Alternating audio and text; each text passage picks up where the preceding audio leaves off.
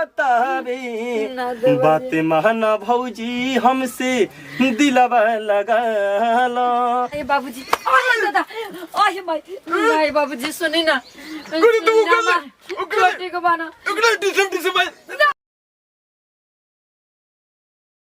होली के दिन बाटे मर्दों के छुट्टी नहीं मिलत ना बाजिन समझ के देवरो नहीं खनावत हम केकरा संगे आज होली खेली बल्कि नैहर में रोती तो सखी सोलेहर मिलती है भगवान बल्कि ओकरा से बढ़िया बाटे कि बीजा के टोला माला के ननद रही से वो नहीं के साथ जाता नहीं एगो बगल में देवर रहो उन्हीं के धीरे से कह कि का है देवर जी लेकिन हर साल तो बेचारा उतर लोग तक उनको के कोई माना कर दिले भाई यही ले नहीं बनावत जाता नहीं देखो बोने दुआर देने कोई आई न तो उनकर संगे हम होली खेल लेकिन कहल आदमी की मरद ना रहे तो देवर संगे को दिन होली खेल के बीताई ये ऐसा तो दिन बटे हमार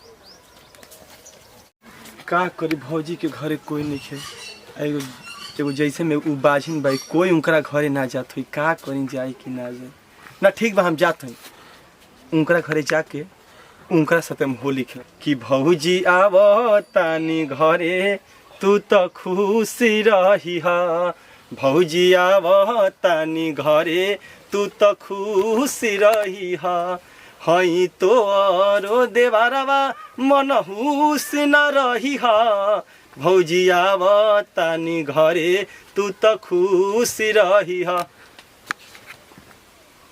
कि जब से ना तो से भौजी केहू ना बोलताटे बाजिन सब कहताटे हमारा बुझाताटे भौजी की भौजी तोहरा से तो होली हम खेलबे करब हो ए भाई चला सन भौजी घर देखा सन बहुत दुख में भाई कौन बाजिन तो सब कोई कहता है बाजिनिया भौजी घरे अरे हम ना जाए उनके घरे होली खेले रे ए भाई चला सन देखा सन उनका घरे कोई नहीं के ताना उनकरा के सब कोई मारते गो हमनिए के ना देवर बन जा छोट बतावा सन तूनी के बुझात नहीं के सब पा देख भाई तो हम उनके घरे होली खेलना जाए बा तो तू ही जो जाके उनके घरे होली खेल हम ना खेले जाए चल ना भाई तोरा कहत ना चलगा देख भाई हम तू कुछ कर देबे हम ना जाए चल ठीक है भाई हम चलते ठीक बाजू बाजिन हिया हमके घर ना वैसन बानी लेकिन आदमी कहेला कि दूसरे के भौजी होलिया काहे देवर जी सुनी ना रौरा सबके देख के हम बड़ा खुश रहिला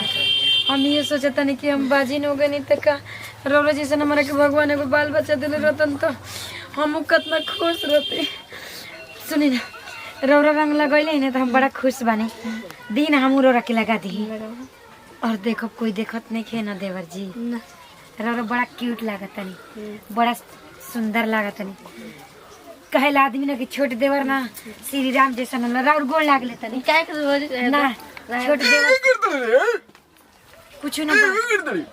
कुछ ना बाबूजी उना यहाँ आइल बाड़न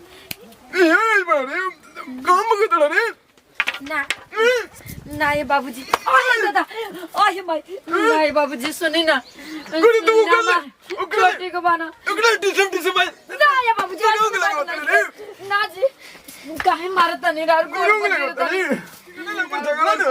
राउर गोड़ पर गिरता नहीं बाबूजी ऐसन कबो ना गलती हमरा से होई जाने ना आज के बाद ओकरा ले मत रंग खेलियो ठीक ओकरा माई ने बड़ी लड़ा कोनी अच्छी गना के ठीक है बाबू मारे ना लगी रे कुछ हो जाए तो हम जानत नहीं कि हम बाजी बड़ी पुरानी है तू बाजी नाड़ी ना तू बाजी ना रे ओकरा कुछ हो जाए ओकरा गोले लगाव जगह मत भाग काहे से कहते नहीं बाबूजी बाजी नहीं देखा इंसान ना होनी हम इंसान हो हम ना समझता नहीं हो उसके बंद ना हो के जाए समझ ले ना हम जानते बाबूजी का है भगवान ये कोई सन दिन दिले बड़ा देखे के नहीं के समझ में आवता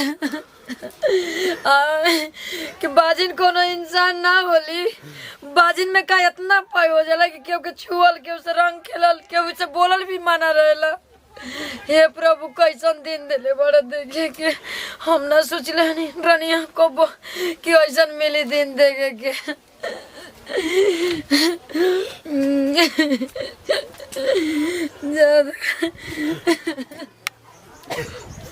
ऐसा दिन बटे हे भगवान तर से ये कह देते हमरा के उठा लो। अरे भौजी ई का कहत हो? बहुत हराम बा देवर जी। का हो गई भौजी? ना देवर जी हम जी के का कर सकी ना।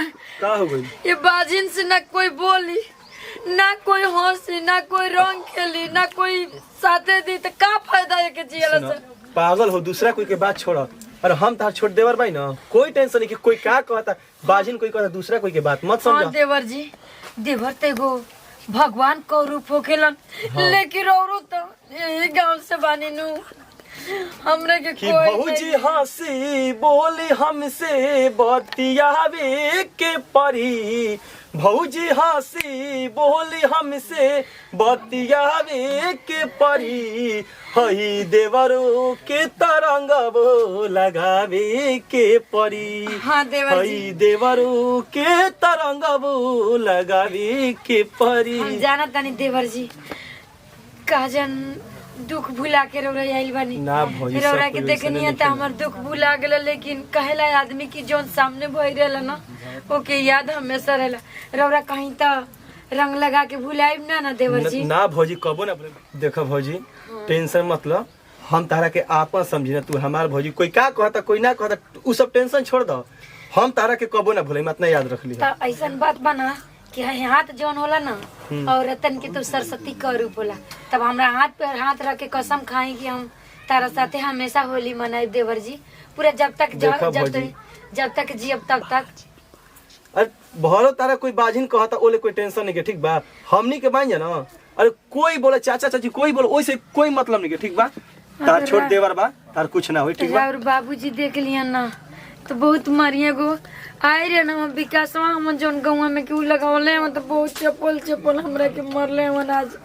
टेंशन मतलब बहुत मारलिन चप्पल पहले बात सुन। टेंशन मतलब कि सब के बाजिन तोहे कहता रे, हमारा तो एगो भौजी ठीक न लागता रे।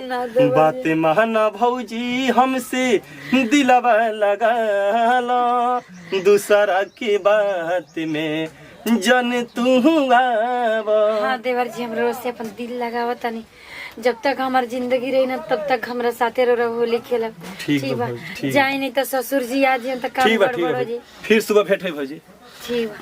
बेचारा कितना बढ़िया बना और एक पल खाती अइले हम तक का हमार पूरा दुख दूर हो गए। भगवान अभी से तो हमार गोद भर दो, अभी से तो हमारे पीछे कोई रहे लगल हमारे साथे। बस हम इतना ही तारा से मांगब हे भगवान अब मत रोवा हमरा के। बहुत रो लेनी, बहुत तड़प लेनी, कौना जन्म के पाप बा हमरा पर।